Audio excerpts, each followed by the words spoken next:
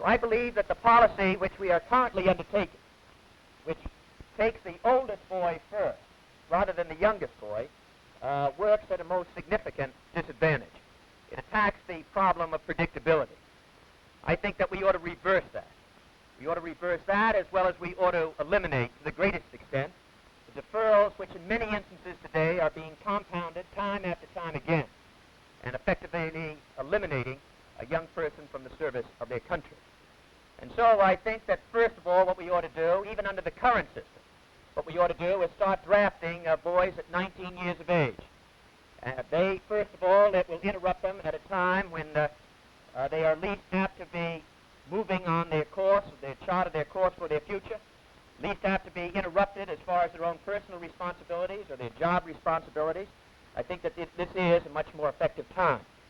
Secondly, the Joint Chiefs of Staff have stated that they feel the boy that is 19 years of age is a better soldier, is better equipped to meet the demands placed upon him from the military point of view than the older boy.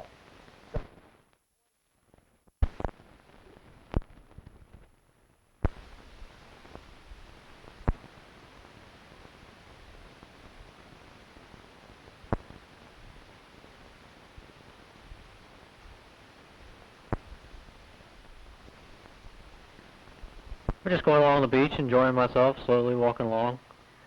Then I heard a voice, and these Russian soldiers came out from behind these trees and bushes, which were behind the fence. And they came out and took me away for a little while. Well, now, how did they treat you? They treated me well. They treated me well. They didn't threaten me.